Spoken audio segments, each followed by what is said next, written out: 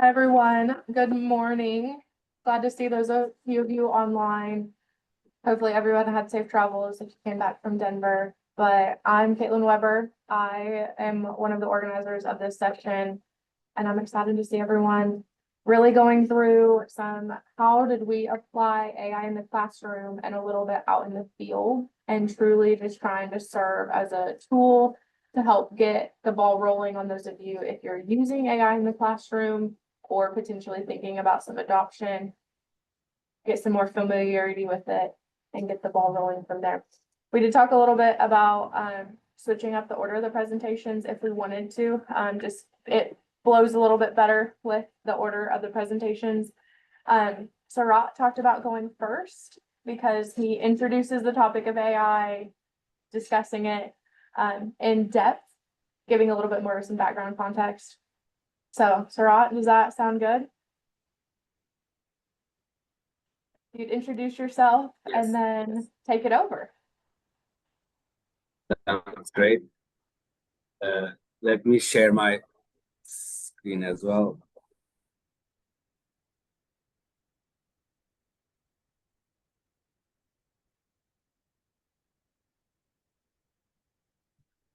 Good morning. I hope you can see my screen. So my name is Serhat Asci. So I'm a faculty in California State University, Fresno.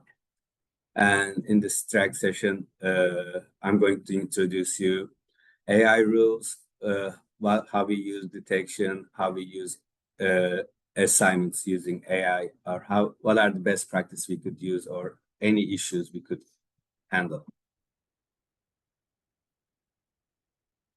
So today, I'm going to talk about how AI used in RISE in academia. So as you see, many universities, for example, CSU system that I'm part of, which has over 50,000 students, they started AI initiative, try to make university AI is kind of big part of education. And another university that my alma mater, you have defined AI for higher education, making kind of center using AI a part of their education system. And there are different uses in agricultural economics, business education as well. I will talk about those. So my goal actually clarify institutional and ethical use, discuss detection and limitations, and explore effective uses of AI in assignments. So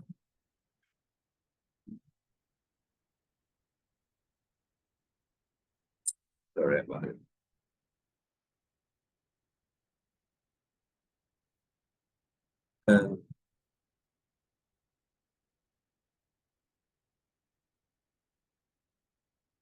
So common tools, ChatGPT, Cloud, Copilot. So there are different tools we use AI, and but students using AI is also very important how we use it. For example,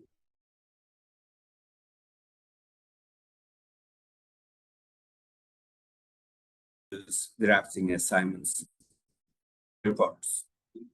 Examples, we'll go over them. For example, we can look at trade policies, summarize some reports or paper, or we can do some analysis or check for models using AI. So what are the university policies on academic integrity and AI use? So there are different policies. For example, some universities says it only depends on faculty who can decide how to use AI. Or some universities have a tier system. You can use AI. There are some parts that are not ethical.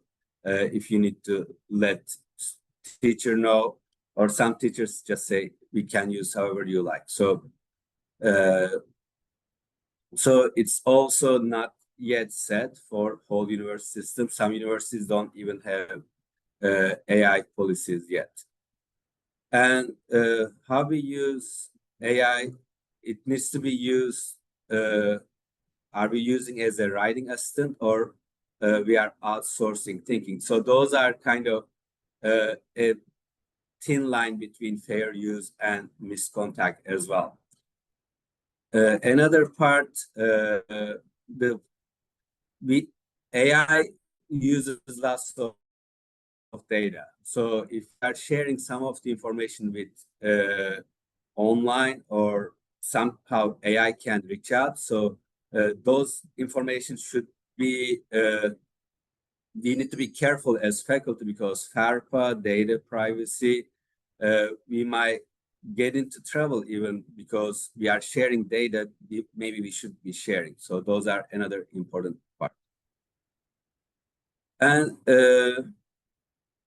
in this slide, I'm going to talk about AI detection. I'm not sure if some of you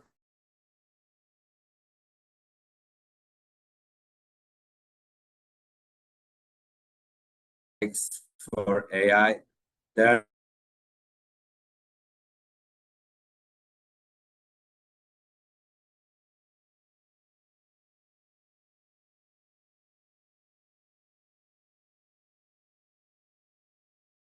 human, how many percentage could be AI? So if I have time, I'll go and show you some how to use it. But interestingly, what I'm seeing, even Grammarly has its own AI detection tool. They are also saying how to avoid AI detection, and they try to teach students maybe you can avoid AI detection. So it's kind of a dilemma here. So they work differently in different tools. For example, some look at text coherence, some check the probability modeling. So AI tools also give you different results. So if you check some assignments in different AI tools, it might give you different results. And there are some limitations. For example, it could give you false positive or negative, and it can give you, it's kind of concern in terms of reliability. So just keeping students responsible for using those detection tools, sometimes we need to be careful. Also, we need to talk in the class maybe what are the best practice for evidence-based academic integrity while using AI with students.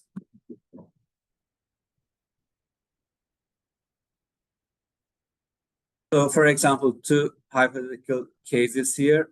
There are some students, they use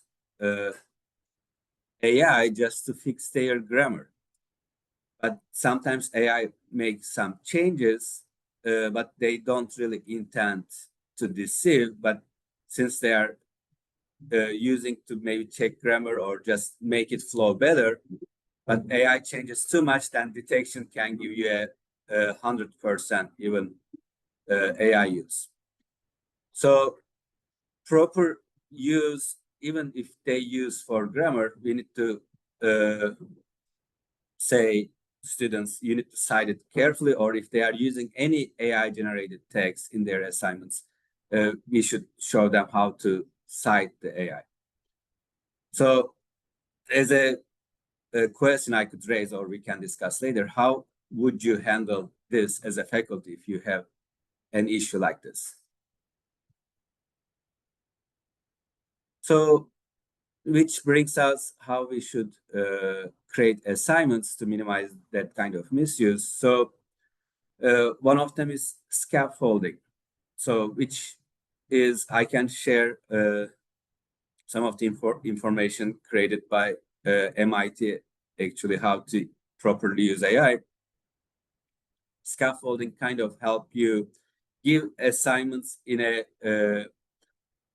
with a level. So you first ask them, for example, maybe create how you are going to write. Create me a content first, then fill this part of content, and then check what you think about those. Or you can even include AI use in scaffolding, you might ask students, hey, use AI to create a content on this topic so you can start filling them up.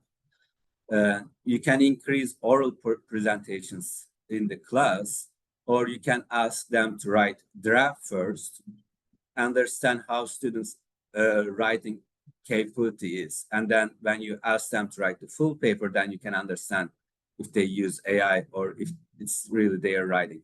Or you can ask reflections. That's also reduce the AI use. And using current or local data, for example, for me, water districts data, if they can just go collect data locally, so they can also decrease because AI might not have access to some of those local data. Or personalize in-class components if you can include, that might minimize AI use. So for AI, productive way how we can use AI in learning is you can actually ask students to use some AI, saying, first use this prompt to ask AI to get some information. For example, you can ask, draft an outline for marketing strategy for an almond exporter. And then you can ask them, okay, based on those, can you memorize how you can fill those or what you think about so they can reflect on AI results. Or you can ask them summarize USDA trade data trends over the last 5 years. Then you can ask them, okay, put some graphs, so then compare what AI gave you with your graphs. So, but of course, we need to, as students, those assignments include AI, so critique it or fact check how they are correct. And as faculty, how we can use. So for example, we can draft some rubrics.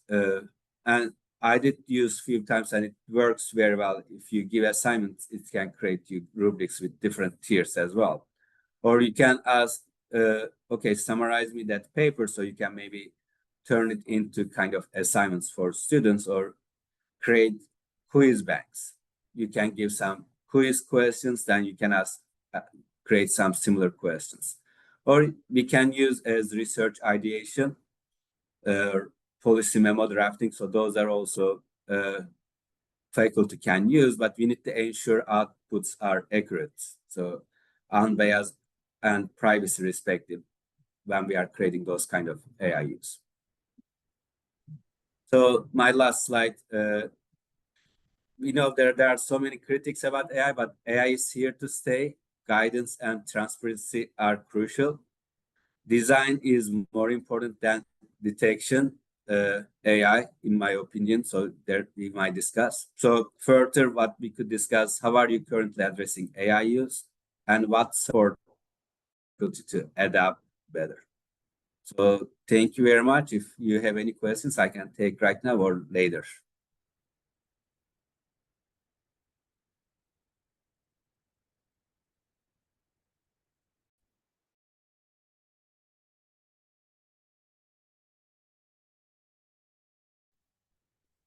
Serhat, could you show me your conclusions once again?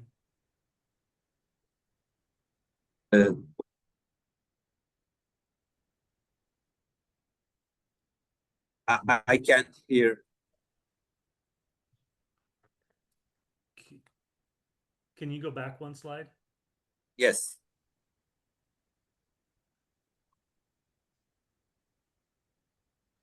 So you're looking at really more of an incorporation of the process. Is that what you're saying of the student engaging the content versus using to complete the project or the work? Is that a reasonable summation of what you're saying? Yes. So students will be using AI. However, we try maybe avoid them using, but we need to figure out how they are using, and we need to teach them. They need to be transparent using it, and how we can guide them using it correctly. instead of just using it to cheat. That's kind of my take. Great, thank you. You set up some future things, so I appreciate it. Thanks, Serhat. I appreciate your presentation, and we're actually right on time, which is, and that never happens. So, to kick off the next one, Aaron is still traveling. Dr. Johnson, if you want to take over, just to maybe circumvent some of your internet issues that we're worried about. Fantastic. Happy to. Other than, hold on one second. I thought I was prepared. I wasn't. Welcome to my class.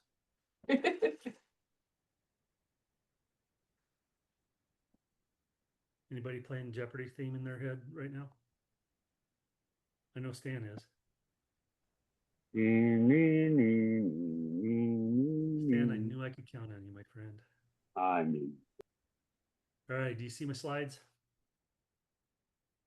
Fantastic.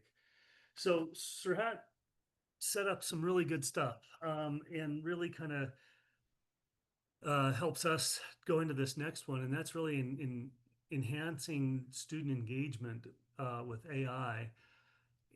We started out with this project, a group of us. There's a ag communication specialist, two ag economists, and two psychology folks on here. So this is a multidisciplinary research project. At least that's what I'm going to call it. Roadmap. We're going to talk about the normal things. Nothing new here. No surprises. We're not going to even spend time there. Why did we do this? It's really kind of getting at, Serhat really hit some really key points. First off, this stuff is here. Generative AI is here. It's real. It's growing. And in fact, what we're hearing from industry professionals is they're looking for students to have a good handle on and experience with generative AI tools as they hit the workplace. Everybody, university, the academy, the individuals, instructors, departments, you name it, we face some real concerns around generative AI. I mean, Serhat's hit some really good ones, including how much are they going to stop thinking is one of my questions as I'm rolling with this generative AI, which led me to how can I use this to engage in the classroom in a productive, meaningful way so that they learn how to use it properly, but they don't check their brain at the door, if you will. So the question was that we wanted to get at was how does incorporating generative AI impact students' perceptions, their grades, as well as their skill development? And we're really going to talk about the perceptions and grades, the skill development reflected in the grades somewhat. So the method, we required generative AI in agribusiness capstone class in some assignments. We'll talk about the structure of that in a bit. We had graded assessments via Qualtrics, so folks had to complete these assessments for part of their grade. Although they did have the option to opt out of us using their data, so we circumvented the issue of participation and fairness by just requiring everybody to do it, but we only included those 20 students that consented and completed.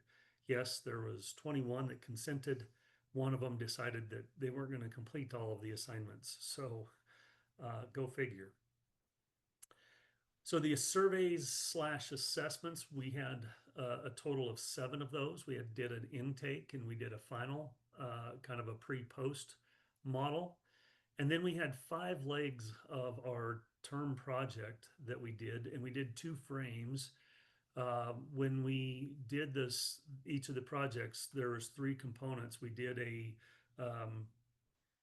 example in class. I would provide them an example of, for instance, a pestle analysis. I gave them what one could look like, and talked about the pros and cons of the ones that we had in front of us. And then we told them to go out and use generative AI to create one, and they were working on industries that they were interested in or focused on themselves. And then we asked them, okay, you've got this tool, now use it as one resources, but a slew of other resources to basically create your own assignments based on what you've had. And wouldn't you know it, I get the garbage man to show up about the time I'm in the presentation here. We did a Likert scale on a handful of questions. It was 1 disagree completely, 9 agree completely. We created 2 composite scales. One was a technology familiarity in general. So we were interested in how familiar are they with technology? And then we specifically dialed into what about the AI familiarity that they had. Our students, being seniors or supposed to be seniors, average 21 years of age. They were mostly male, 65%. We had a handful of juniors, 10%. Most of them were seniors. We had a couple in there, a few in there that were super seniors. And we only had 2 that were dual majors. That gives you a sense that who we're talking about here. Excuse me. So I'm going to cut to the chase. We can go into the nitty gritty, but I wanted to share with you kind of the takeaway results more than I did want to get down to the details. When you get down to look at the pre and the post, and you look at our composite numbers or composite scales on tech familiarity and AI familiarity, this class did not move the needle in a significant way if you use a 5% significance level. Didn't move the needle on tech familiarity. It moved a little bit. It was positive. Those were all good. But the AI familiarity was big. Now, if we do this again this next fall, which we're not planning to, my suspicion is that number is going to go down quite a bit. I mean, obviously, AI was a much more nascent technology last fall than it is today. The other thing that we wanted to look at was what did students do in these assignments, how they engaged with the assignments, and did AI really matter or impact them? And we varied the requirement in the AI assignments. So for example, in the PESTEL assignment, we focused in on prompt engineering. And so we had the students go through a series of prompts trying to help them see how does it impact what they get back. And then in the 5 forces model, I believe that's the one where we required them to try different tools. We required them to go out and do their favorite tool. We let them choose, but we asked them to do a second or a third one. And then another one, we asked them simply to challenge the AI results, ask for more information and the like. And you can see, even though we had different activities for them in the AI portion of the project, it didn't have a difference in their attitude of the use of that tool. Didn't have an impact on them in their attitudes toward doing those assignments. So we also asked a handful of qualitative information or qualitative questions. Basically these are kind of telling, and they're somewhat contradictory. You'll see that here in a second, but it's interesting the students, what they shared with us. Obviously, FAST and several examples and resources was one of the topics that they thought about, or they shared with us. They thought they had broad statements and that it was a good place to start their discussion or their work, but they also recognized that more could and needed to be done. It gave more than just one idea to get started, and they really appreciated that. And then this is the one that's going to be contradicted here in just a second. The comprehensive and accurate information, that they did make a handful of them made a comment that was the case. By the way, on the qualitative, all we did was we did professional observations. The group of researchers looked at what the students said and took our observations based on that. So where did AI underperform? Information was vague, broad, oversimplified. I love to see this one. It made me feel really good about two things. One, the students recognize where the tool is and what the tool could be and should be used for, but not to be a panacea or the end all be all. Not providing the details, even with the added prompts. There was one student that didn't rail on it, but he called it out quite specifically of, hey, this just didn't, I asked for more and it just would not give it to me. Kind of the anecdote to that, the students, we had them work with our librarians that are focused on AI technology. And they went in there and they were doing their group work inside the class, that class. One of them was asking, a group of guys were asking, who is the best all-time NBA basketball player? And AI would not give them an answer. It would not give, this is the singular, it gave like a portfolio of folks. And glad to know Jordan was part of that list, so he's not irrelevant just yet, as that was more my childhood. Provided inaccurate information. AI, they did recognize that, hey, that sometimes this information is not on par or not on target. And they got honestly a little frustrated with the sources and the appropriate nature of the citations.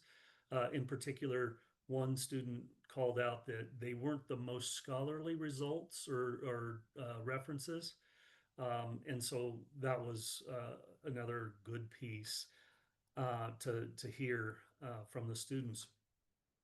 So we asked them, what did they use to assess the valid or the validity of the information? Basically, they leaned back on their personal understanding of logic.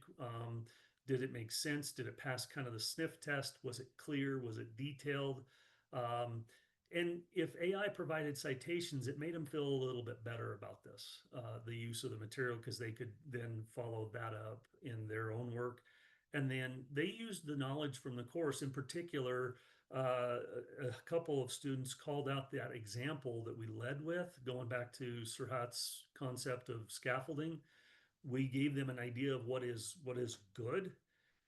They went out and looked at one themselves, and then they went out and tried to replicate or produce one themselves. They were asked what the best part of using AI was. Obviously, learning the tool, getting familiar with it, having the opportunity to wrestle with it. One student even mentioned, we didn't include it in the document or in our presentation. Their answer was basically, I can't believe we have the freedom or the approval to use this tool. The understand and the benefits that it has, but also the limitations. And speaking of which, AI helped as a starter and helped them finish their assignment quicker, but they also recognized the need to go beyond that from the results that you saw. What were the worst parts? Hard to come up with an idea after you get an idea going in your head. And that was a realistic, I think, a really good observation by some of the students. They felt they weren't doing their own work, so it kind of this cognitive dissonance, disconnect. And then the quality and accuracy of information was one of the things that they called out specifically, the need to verify the information. So what are we taking away? I don't think we've hit any earth-shattering pieces, but I think we have quantitative data now for those individuals that might be on the fence of whether or not this can be valuable. It improved their AI familiarity and industry. From everything that we've read and everybody we've talked to, they are wanting, needing, and looking for that skill set in the students. The students did appreciate the tool, and they appreciated the good and the bad. They understand where the limits are, and I think they gained that healthy appreciation, or some, like my friend Stan might say, skepticism of the tool. And most importantly, one of the things I didn't mention, it was on one of the slides. We got the registrar's approval to incorporate and integrate grades in the analysis, and we had no significant impact, positive or negative, on the students' grades, which to me I was hoping we might have some improvement. For those worried about grade inflation, it wasn't there. For those that worried about impacting or hurting the students' education, I can definitively say we did no harm. And I think that that was a really good result that we had there. So with that, that concludes my presentation. Happy to take a question or two before we move on. Erin, this is Na. Thank you so much for the great presentation while you are traveling. Two questions. One is clarify the generative AI tools you use in this study. I was just to students' comment of they don't feel very accurate or that part. I guess it really depending on the tools. There's different depths of the tools, right? So there's that, and then. I think for both you and the Serhat, the conclusion part, there's some interesting perceptions of students towards the AI tool, especially on your last slides. Maybe they felt that they weren't doing their own work, that and as well as hard to come up with own ideas after the fact. That's kind of touch upon the thinking part you use to motivate the study. That I wonder, do you know, or from your study, like more of our students' perception as well as faculty's perceptions use and tool of AI? Like, if AI is here to stay, how does our perception evolve? I guess. What's your thought on that? So these two questions. Thank you. You're welcome. I'll try to take a stab at it. Let me make sure I get the questions first. First off, what tools did we have them use, and how might that impact their perception of the tool? Yeah. And the second one is how might our perception as faculty evolve with with AI use in the classroom? Yes. Okay. So as far as the tools that we had, we asked them to use their favorite one. If they didn't have one, pick one out of the hat. We didn't really require it. Although there was one that we required. One of the questions, we required them to use multiple tools. So we tried to get them to explore across platforms, if you will. And one of the things that we found in our results that I didn't report on was that the pre and post, the students knew about and had used ChatGPT. I think 95% of them had one go-to.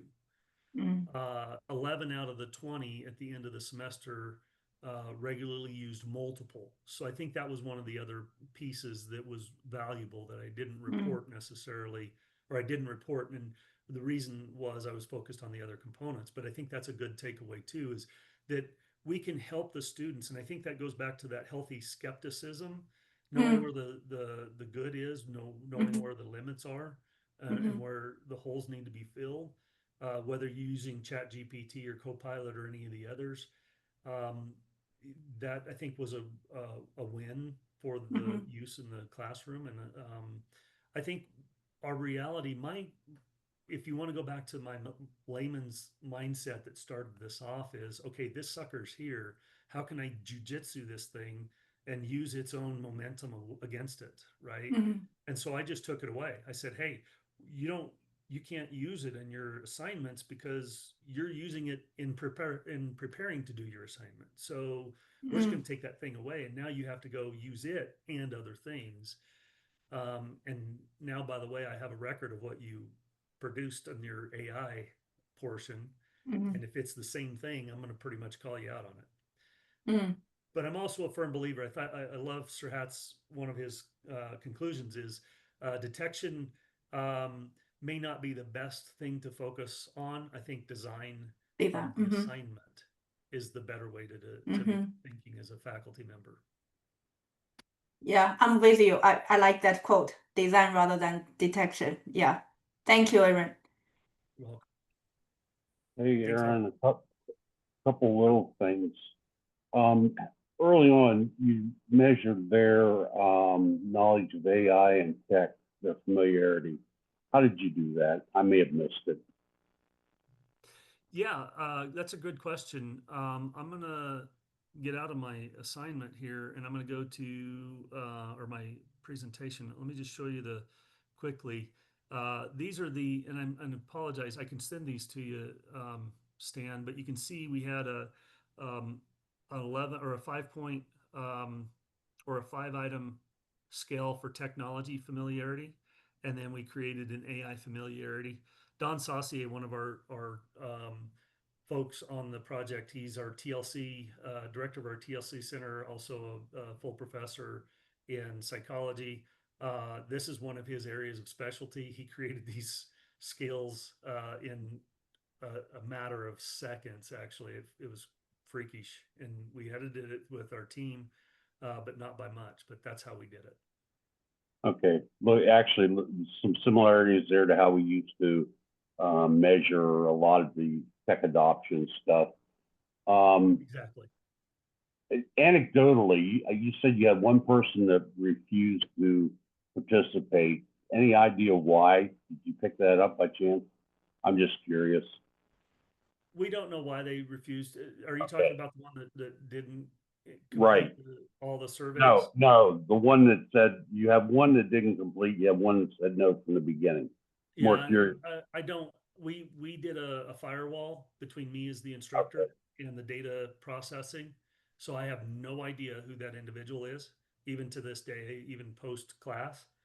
But if I were to take a guess, there would be one individual that I would guess simply because he's just contrarian. Okay. I just was curious if anybody had said anything in class, because there are different Now, it's reasons. pure guess on my part, and I probably Yeah. should, if I were more scholarly and professional, I wouldn't have even ventured a guess. That's all right. And I guess that's it. I won't comment on the garbage truck.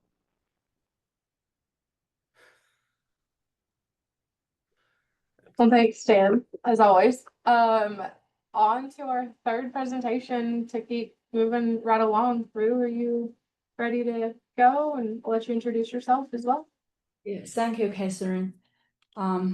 So hi everyone again. So this is Reshaping from Assistant Professor of Agriculture Economics from Tuskegee University.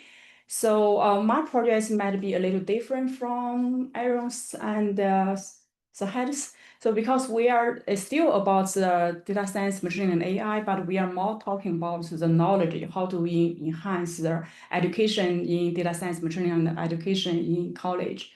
So I'm working this project with Rajab, Na, Jared, and Ellen. So first, I want to share some fact sheet about the data science scientist. So its median pay is about like $100,000 per year, and it is expected its job the job number of data science is expected to increase by 35%, which is much faster than average. However, when you check the first pie chart on the top, there is only 4.2% Black or African Americans. So which shows the underrepresentation of Black American in data science, machine learning, and AI field. So that's why we try to improve the workforce skills through microcredential program, because we believe it can play a very important role in reducing disparity by equipping those individuals with skills to help them to succeed in this digital economy. So the long-term goal for this project, so we try to enhance the equality in education in data science, machine learning, and AI. The objective one is to evaluate students' perceptions and the disparity in data science AI education among African Americans. So we focus on the U.S. college student. And then the objective two is to strengthen their data science, machine learning, AI education through a micro-credential program. So firstly, I developed a micro-credential called Applied Machine Learning program at Tuskegee University. in College of Agriculture. This is the first microcredential program about applied machine learning at Tuskegee. So this program was just approved by our department head, college dean, faculty center committee, and provost office at the end of the December, at the end of 2024. For those micro-credential program, it includes 2 required courses. The first course is called Applied Statistics and Machine Learning. The second course is about the project on the application of machine learning in food system and agriculture. So for the applied statistics and machine learning course, so this is the first machine learning course in College of Agriculture at Tuskegee, and it is 3 credits. It is the inter-campus, inter-college course, which has been taught by the professor from College of Engineering, Auburn University, and by me from the College of Agriculture, Tuskegee University. So those 2 universities are the one, Auburn is one public grant university, Tuskegee is a private, also public university.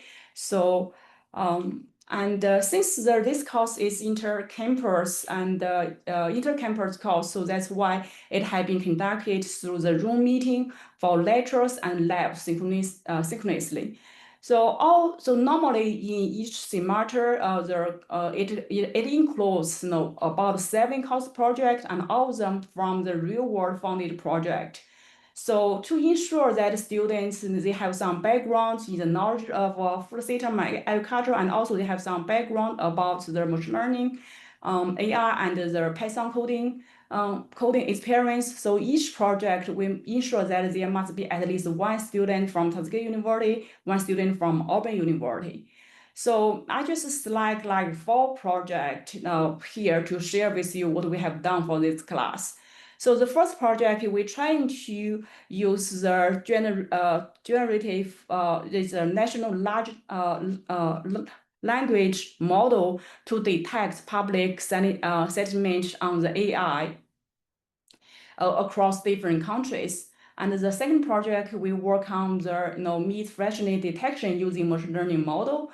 And the third one, we try to help with the food pantry to help with about their inventory. And we detect we try to use computer vision to detect the food availability and food variety at the food pantries. And the last one, and students just work on the bacteria image detection, classification, and segmentation. So to ensure that students also can have some hands-on experience, they want them to be aware that what they have learned from this class can be used to solve the real-world issue. We take students to the local food pantry. Here, the first photo is the one from the food pantry, and the second one, we also take students to goat farm at Tuskegee University. This is a 1-day event. Students can attend the goat day. They have some presentation workshop about the goat processing, and they also can visit our meat processing plants at Tuskegee University. So second, our projects also conduct a national online survey in 2024 through Quantrix. So we connect the responses from 3,000 undergraduate students in the US, and 2,684 are valid responses. So there are about 1,100 Black students and 1,900 students are non-Black students. And we already signed a contract with the Quantrix to ensure this race quota, and we also want to ensure they are like 20% part-time students and 18% full-time students. And students, they are about 20% age of 25 or older, and 18% 24 or younger. So this survey has approved by the RB committee at Tuskegee University. So here's a quick descriptive statistics from our online survey. So there are like 2,600 undergraduate student responses. And this is the distribution for the demographic variable. And we also saw the percentage of students from the most, this is the 5 top states students most from, and their parents' education background and student characteristics. And also, we also limits the students who show at least somehow interest in the data science and machine learning.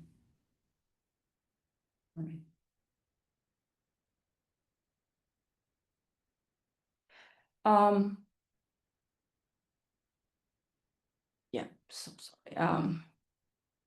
And in this survey, we try to answer the following questions. First, we want to see how to increase the enrollment interest rate for the Black student in data science, machine learning, and AI field.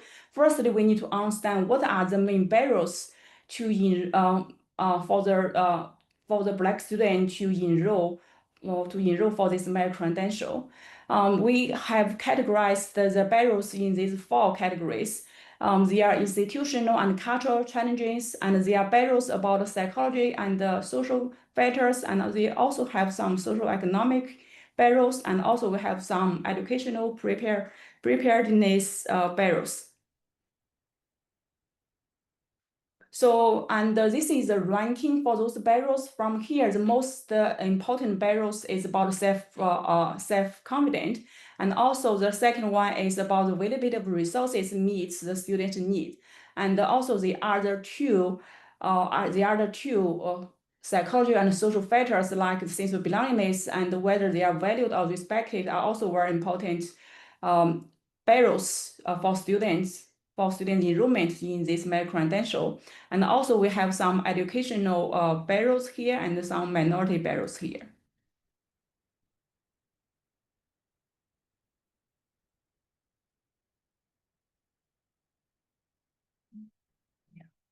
So next, after we identify the barriers for student enrollment in this microcredential, we want to see how we can overcome these barriers to increase student enrollment interest in this microcredential. So based on our barriers results, we developed the 2 treatments, in fact, try to increase student enrollment decision by enhance sense of belongingness by providing diverse learning environments, and also try to increase students' self-efficacy by providing some peer success stories. So for the first treatment, it includes the 3 types of flyers.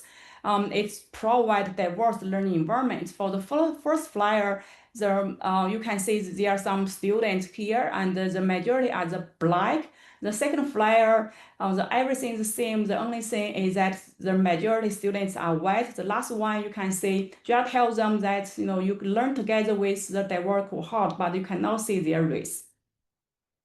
And our second treatment is about the videos. So we have 2 video with recordings about student testimonials. The first 2 from the student from University of Arizona, 2 Black students and 2 white students, 2 Black students from Tuskegee University student.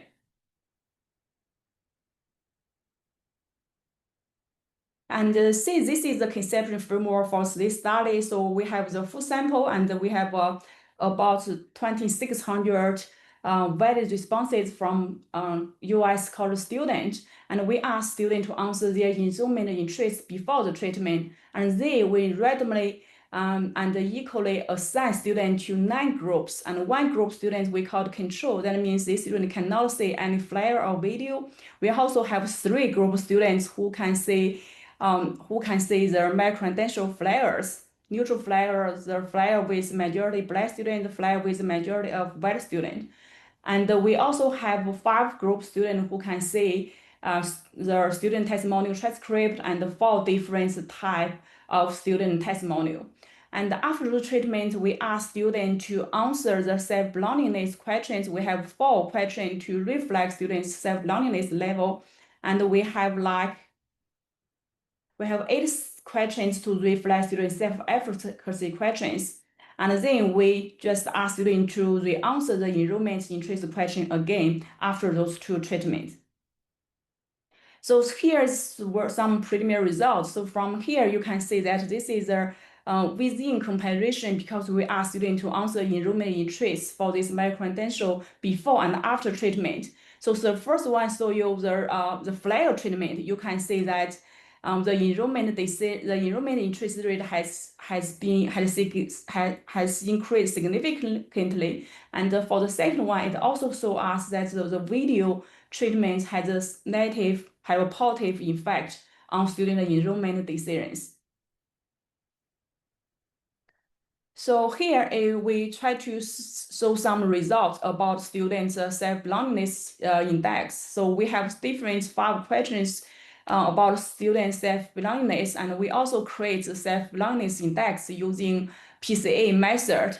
So from here, you can see most of those treatment effects has insignificant effect, and only and also some have even negative effect. Only the video, the black female video, have the positive and significant effect on the comfort question, which is also reflects student self-belongingness level.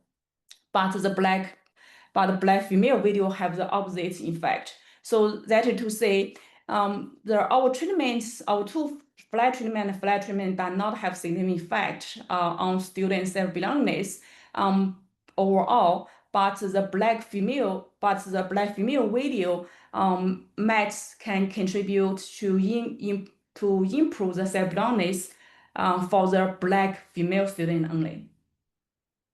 And then I would like to share some results about the flare and video treatments on student self-efficacy, and also we calculate the self-efficacy index using 8 items which have been used to measure the student self-efficacy level. So from here, we can get the consistent results as the treatment effect on the self-belongingness. You can see here only the black female video have significant and positive effect for the female and the black students. The rest of the results either insignificant or negative and significant effect. So here is the questions. There are the separates the atom questions measuring self-belongingness. From here, we also can get the consistent results. Only black female video treatments have significant positive effect. The rest of them either have the negative or insignificant results. So please don't take those results very seriously, because our team is still working on polishing or improving our results, and we want to dig it further, because we have positive effect. Sometimes we also have some negative effect, which is kind of surprising to our team. And also, even this is the rest of the questions measuring the self-efficacy, you can say only the black female video have significant and positive effect for 1 questions measuring self-efficacy level. Oh, here we also can have significant effect about the white female video. Here, just some quick takeaway from this project. So from our results, the age interest in AI, the set score, student GPA, the peer experience in machine learning, data science, and AI, they are positive rated to the self-belongingness and self-efficacy for the college students. So from here, we also observe that the flare and video treatment can increase enrollment interest in microcredential in data science, machine learning, AI significantly, but theirs did not show any matching effect of the risk. So the flare video treatments cannot significantly improve self-belongingness or self-efficacy for microcredential in data science, machine learning, AI overall, but we do observe the black female videos show some significant effect for black and female college students. So this project has been supported by the 1890 University Foundations. So thank you.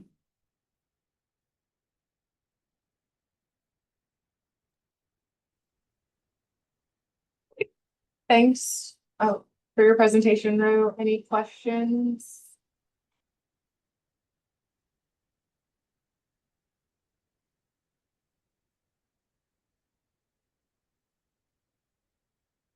Yeah. Well, again, thanks for that, Rue. We're on to our final presentation. So let me get this pulled up, full screen. And are we good? Looks good on my end. Perfect. All right, everybody. I'm Kaitlyn Weber. I am excited to be here after a long week of being in Denver, seeing several familiar faces, so that's exciting. But to kind of echo what Aaron has said and what they're doing at K-State, this looks very similar to that. And we'll talk about a little bit of what we've done and talk about empowering some student growth. One of the main motivators for how we came through and how this evolved to the point that it is today is that I just finished my 3rd year teaching. I'm an APT faculty, so an academic professional track down here at A&M. And I have a 3-3 teaching load. It was a 5-5 last year, but we're just, with that, I have massively large classes. Unfortunately so. I've taught agribusiness management consecutively for 3 semesters now, and I started with 35 students in one class and scaled up to about 240 average. I teach in a massive lecture hall, and my teaching philosophy was very rooted in having this really personal relationship with students, getting to know them, getting to know what motivates them. You can do that with 35 students. You can't do it with 240, unfortunately. And so I really went to the drawing board of how do I have this connection? How do I integrate my personal teaching philosophy in a classroom that I never envisioned myself being in? So it was a challenge, right?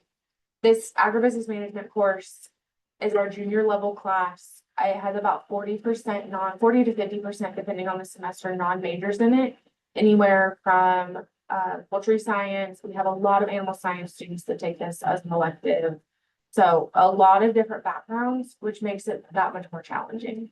And then we also have some students that come over from the business school and will take that, whether they're picking up an ag minor, depending on what that looks like for them.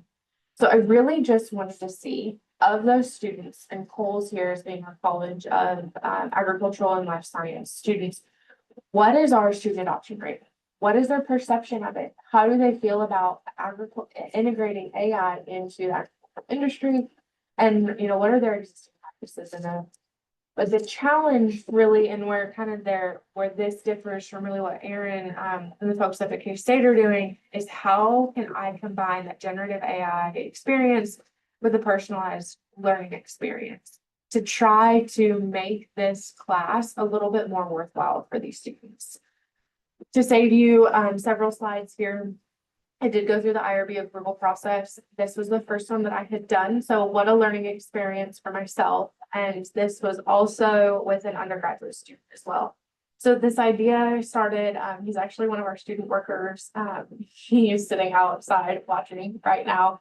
He's one of our student workers, is headed to law school, hopefully next spring. But he was really interested in AI use. We were one of the first ones that got ChatGPT right when it came out. So what a fun honors project for him to be able to do, to go through an IRB study. So again, what this looked like in the agribusiness management course is that I really focused on the 4 key functions of agribusiness management going all the way through this course. We kick off going through we spend a few chapters going through how agricultural industry has evolved, dive right into marketing management, financial management, and then finish up with human resource and supply chain management. So we really focus and hone in on those 4 functions throughout the semester. Again, but this assignment, I was gone for NAMA for an entire week, which was the perfect integration time for this. So we spend about 13 weeks of the semester going through material. They have their homework assignments and application, but then we circle back and they get to come up with their own business. It does not have to be approved by me. I have several students that we have all the way from nail spas and salons, all the way through folks that are wanting to work on their family farm. And I really give them the autonomy to choose. And I think that that's led to a little bit higher student success going through this because they get to work with something they're familiar with. We had students do hunting businesses and he walked up and asked about an animal and I was like, I don't know what you're talking about. I've never heard of that thing in my life. I Googled it and I was like, oh, that's pretty cool. So there's different options. And I think that autonomy really helped for those students. But with that entry survey, and we'll dig into that a little bit in a second, it was 15 questions about what's their existing knowledge, demographic factors, the general, but then also about how much have you used AI before? What is your adoption rate? Again, back to the Likert scale of how asking these questions And then we have 4 of those project-based surveys throughout the semester, again, focusing on our 4 key functions, finishing up with the exit survey. So I'm not going to bore you to tears, but one of those surveys of the 4 was a business development survey. So all of this was integrated through Qualtrics. They had 6 different pieces of their assignment: the entry survey, business development, and then the 4 functions are combined into 3 surveys with human resources and supply chain being lumped in together, finishing out with their exit survey. They take that own business idea and use it throughout the entirety of the semester. The main focus of how we wrote this up, and you can kind of see it on the right side of the screen, was a student went through, and most of them followed this wonderfully. I'm sure a few didn't, as we all know how that goes.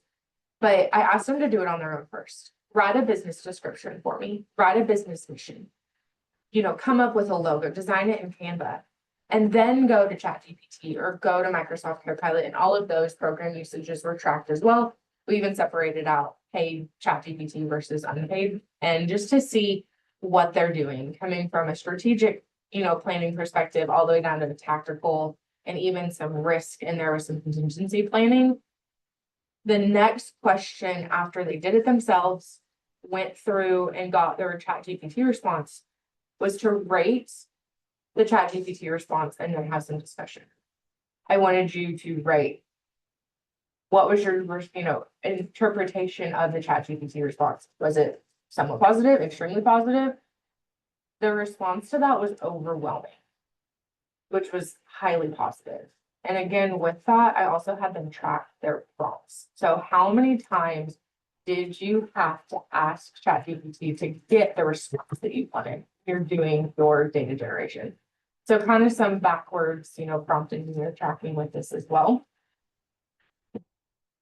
Another side of this is that we were able to do some fun, personalized learning about themselves, not only a business as well. So there were 2 different things that we did throughout the semester, is that I wrote a DISC assessment prompt for my students to use. So instead of using one of those free programs that never really give you your answer and you have to put your email in and then you're going to get a bunch of spam emails after, I had them use ChatGPT for a DISC assessment. For replication, I did give them a prompt to use, as you can see over here on the right, in quotations. And please follow these steps closely to ensure accurate, specific, and achievable results down there at the bottom. Not a single student had a problem with this. I'm happy to share this with anybody that might be interested in it after. But I really wanted students to learn more about themselves. What are some strengths? What are some weaknesses? As a junior heavy class, a lot of these students are going into internships and being able to say, hey, this is my DISC assessment results.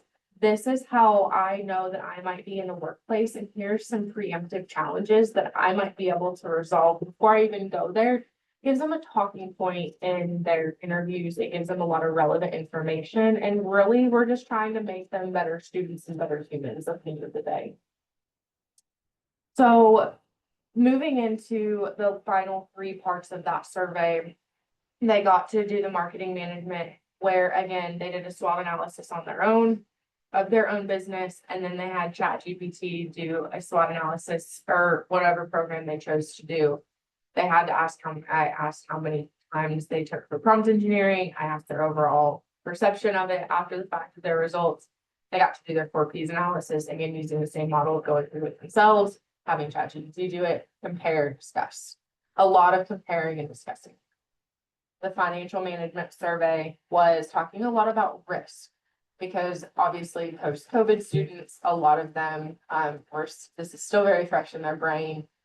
I really want to try to get them understanding more of worldly risks, get them out of their Texas bubble, for a lack of better words, that a lot of them have grown up in, and get them to understand, okay, well, we got to go through a port shutdown in the middle of class. What did that look like? How would that potentially affect you in a business operation, since if you're an entrepreneur here? And then they got to explore using ChatGPT or whatever other program they so choose as a consultant. So what is that consulting type of, how can they use it effectively to benefit them in their future careers? And I really wanted to use this as a teaching moment. And it worked out relatively well, as I think we'll see in a couple slides for some results. So going through on our supply chain, again, disruptions, and then we got to do using AI to discover your leadership style, the 5 different leadership styles, whether you're a laissez-faire type leader, all the way through the other 5, very similar to the DISC assessment results that we did. So to keep it very brief in terms of what these results were looking like, we got our Qualtrics back about a month ago, and it has been deep data ever since, especially going through 240 Qualtrics across all of these 6 different surveys. We've got quite a bit of cleaning yet to do before we get to some more finalized results. But I think in terms of a departmental standpoint, it was very team divided. We had a group of us that were very embracing of AI and wanting to apply it in our classrooms, and then some that had the mindset of absolutely not, we will never use this, no thanks. Well, we can see that 91% of our students had used generative AI in some capacity in their academic work previously. That's a pretty strong number when we're looking at a very diverse group of students in the College of Agriculture. So those 91 students, my mindset is now adapt or get eaten in the classroom type of mindset. And overall perception wise, I think it's really interesting to see this of the results that we had. Your overall perception of generative AI tools, we are looking at 47 students, well over half, looking at this pie chart of a really positive usage of generative AI tools. Again, I have a lot more results to dive into, but we could be here all day going through all of that. And some of them are neutral. As you can see, there's about 9% that hadn't really used it. Some of them didn't really care. They're like, yeah, it's just another thing to use. That's fine. We had 15 somewhat negative, and I actually had 0 extremely negative, which is why it's not even up here. 0 extremely negative responses to your perception of generative AI tools. So really interesting results in my mind, and this is just the entry survey. We haven't even got that far.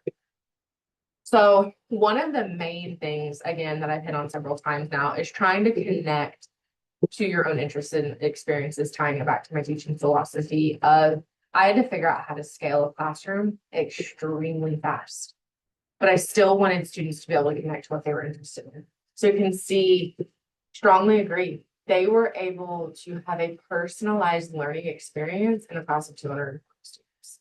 And that is a win to me, regardless of what data says. So we're looking at 220 or 121 students strongly agree. So we have an overwhelming percent of students strongly and somewhat agree that they were able to personalize to their own interests and experiences. And if we circle back, the essence of critical thinking is a really big key part of adapting generative AI to the classroom use.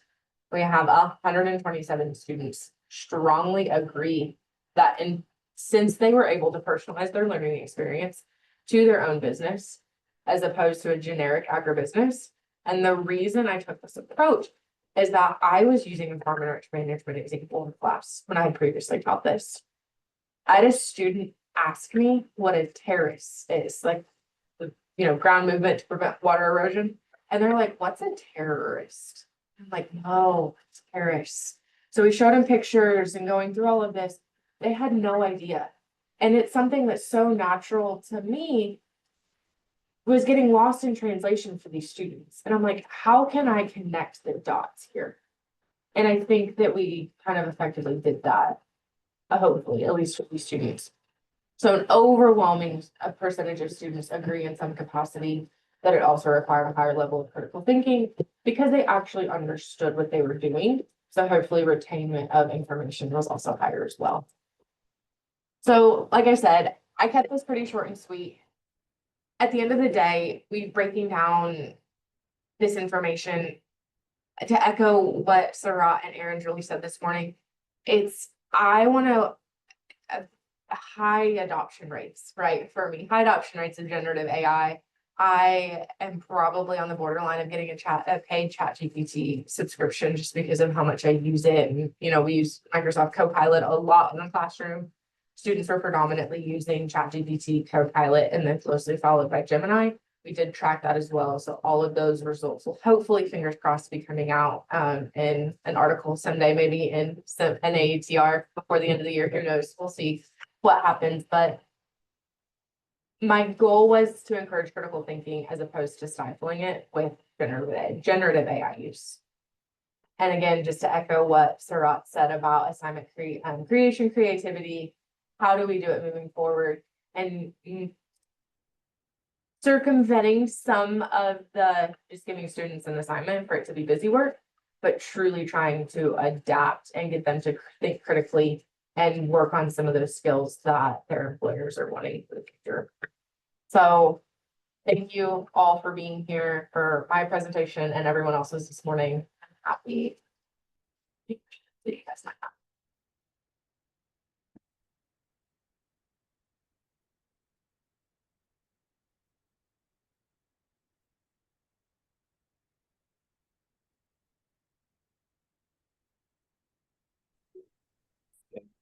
Kaitlyn, I have a quick question. So also for students who uses AI, some studies show they have better grades. Not because they use AI for cheating, but they use it in a way they better understand or answer better. And even some level tests, if students were to use AI, they get better test results, like SAT. So did you have any kind of study about this part with their success? So I did not include any sort of grade just because of the immense hurdle that including FERPA regulations into an IRB is. We talked about it, but since I'm actually giving up teaching agribusiness management into the future, I wouldn't have that continuity to really see. And I was just like, well, we're going to do the best that we can given the time constraints that we have to at least get a little bit more information. Obviously, very unofficially, I did a non-IRB approved example of this exact same project. I modified a little bit, but I was part of the first generative AI cohort that we had on A&M. So I went through that program and I did this project last fall before as well. So this is kind of the second iteration really of the project that got IRB approved. I saw personally, I didn't see a difference across grade distributions. Obviously that is not from a study standpoint type of thing, and it wasn't included here. I think that would be a very, very logical next step of this, but at least we got to see a little bit of that through Aaron's with that smaller sample size. So I'd be really curious to see what it would look like with a class of 240.